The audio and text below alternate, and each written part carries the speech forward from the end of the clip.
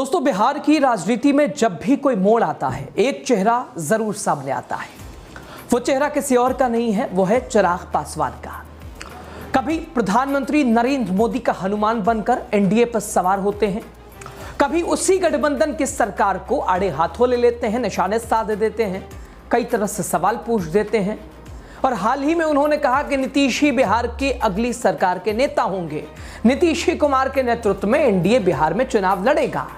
लेकिन चंद दिन पहले, थोड़े दिन पहले, कुछ दिन पहले वही चिराग पासवान कह रहे थे कि मुझे शर्मिंदगी है, मैं शर्मिंदा हूं कि मैं उस सरकार का समर्थन कर रहा हूं जिसने अपराध लगाम से बाहर है, स्थिति भयावह है, बिहार की सिचुएशन खराब है, जस के तस विकास पड़ा है। तो सवाल होता है दोस्तों कि ये समर्थन है, दबाव की सियासत है, वफादारी है, या सीटों की सौदेबाजी है, या बीजेपी की कोई चाल है। नमस्कार, आपका बहुत स्वागत।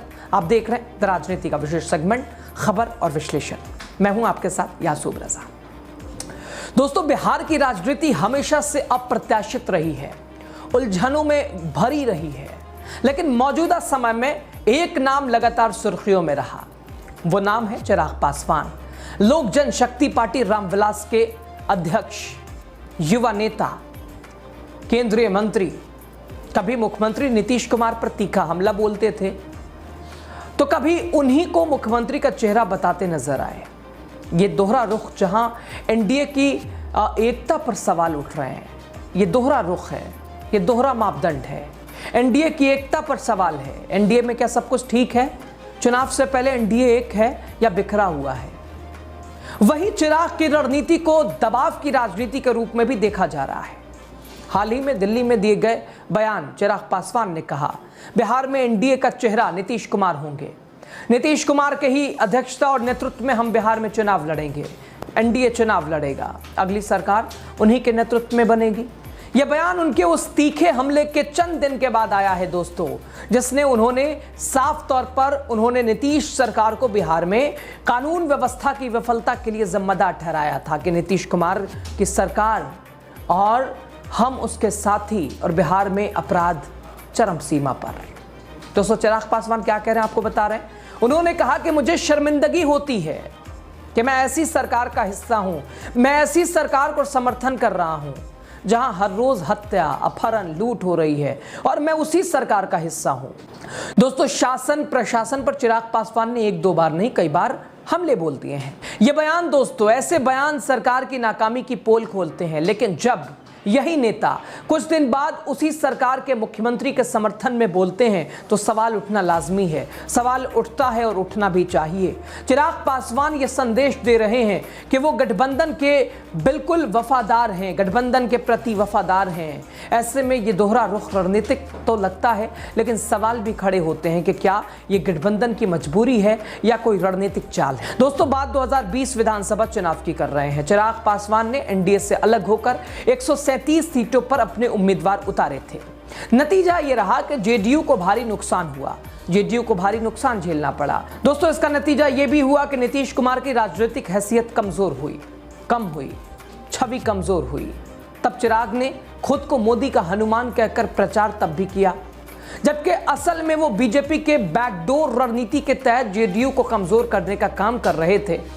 और आज वही चिराग पासवान एनडीए में लौट चुके हैं, लेकिन उनके बयान और गतिविधियां ये साबित करती हैं कि ये एक बार फिर नीतीश कुमार को राजनीतिक तौर पर असहज कर रहे हैं। और इस बार गठबंधन के अंदर से, पिछली बार तो गठबंधन के बाहर थे, लेकिन इस बार गठबंधन के अंदर से नीतीश कुमार को, अपनी सरकार को कमजोर कर रहा है। यह स्थिति बीजेपी के लिए भी असहज है, क्योंकि अगर चिराग लगातार गठबंधन में रहते हुए ऐसे बयान दे रहे हैं तो ये एनडीए की अंदरूनी एकता को खोखला कर सकती है। चिराग पासवान की पार्टी 2020 में जिन 9 सीटों पर दूसरे स्थान पर रही थी, उन्हें लेकर इस बार बात और दावे वो कर रही है कि भाई उसी पे चुनाव हम लड़ेंगे, लेकिन जेडीयू के नेता उन सीटों को छोड़ने को तैयार नहीं है। ऐसे में गठबंधन के भीतर सीट बंटवारे को लेकर तनाव साफ झलक रहा है।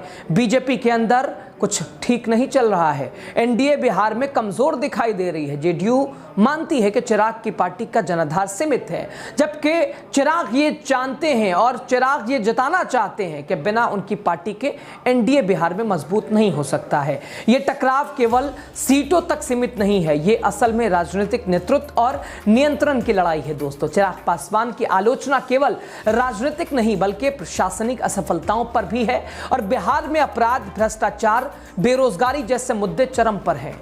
चिराग पासवान नीतीश सरकार को घेरते रहे हैं।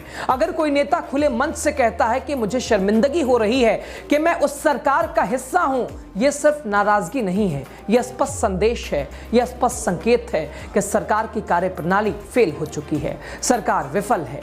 दोस्तों, नीतीश कुमार जो एक समय में सुशासन बाबू कहे जाते थे, आज उन्हीं की सरकार में रोज हत्याएं हो रही है, महिलाओं पर अत्याचार बढ़ा है, युवाओं को रोजगार के नाम पर केवल जुमले मिल रहे हैं और ऐसे में चिराग पासवान की आलोचना पूरी तरह आधारहीन नहीं है। इस पूरे राजनीतिक नाटक में बीजेपी की भूमिका भी सवालों के घेरे में है।